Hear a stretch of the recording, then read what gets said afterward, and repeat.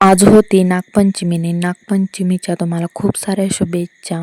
काही देव वगैरे पूजा केली, त्यानंतर संध्याकाळच्या माझ्या लाह्या काढायच्या चालल्या होत्या आणि ते म्हणजे पहिल्यांदा जुंधळ्याच्या मी काढायला गेले होते, पण त्या काय म्हणजे व्यवस्थित फुटल्या नाही. भाताच्या लाह्या काढायला मी घेतल्या होत्या आणि छान अशा सगळ्या फुटलेल्या. जुंधळ्याचं काय एवढं फुटलं नव्हतं. खरं म्हणलं तर जुंधळ्याच्याच लाह्याचा मान असतो, पण थोड्या झालत्या. थोड्या जरी निवदाल झाल्या 4 तरी बास आहे.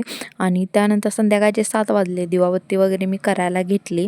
नागपंचमी आली ना, लहानपणीच्या आठवणी जाग्या होतात. आम्ही जेव्हा लहान होतो ना, तेव्हा आम्ही ना सगळ्या मुलींना साड्या वगैरे नेसून आम्ही वारुळाला पूजण्यासाठी आम्ही जात होतो आणि आता हल्लीच्या मुली जात नाहीत. वारुळाला गेल्यानंतर आम्ही खूप मज्जा करायचो आणि त्या जर गोष्टी जर म्हणजे आत्ता आठवल्या की खूप छान वाटतं. आणि उपवास आम्ही ह्याच्यासाठी धरत होतो की शाबू धपाटे वगैरे खायला भेटतात त्यासाठी, आणि ते वेगळंच एक फील होतं लहानपणीचं, आणि ते आता आठवले की खूप भारी वाटतं. सकाळी ना नागदेवतांची जी चिखलाची मूर्ती आहे ना, ती आमच्या इकडे देऊन जातात आणि ते 5 फडीची असते आणि त्या देवाऱ्यात जर एकदा ठेवली तर तिथून हलवायची नाही आणि त्याला दुखापत ही काय करायची नाही. संध्याकाळचे 7 वगैरे वाजले होते आणि देवाला निवद वगैरे काढला होता आणि पहिल्यांदा देवाला निवद दाखवून घेते म्हणले आणि लाह्या वगैरे अर्पण केल्या. त्यानंतर कानोला, त्यानंतर दूध वगैरे त्यांना अर्पण करतात. प्रत्येक ठिकाणी ना वेगवेगळी पद्धत असते देव पूजण्याची, आणि पिल्लू झोपली होती त्यामुळे ना 4 वाजताच मी कानोलं वगैरे बनवून घेतलं होतं.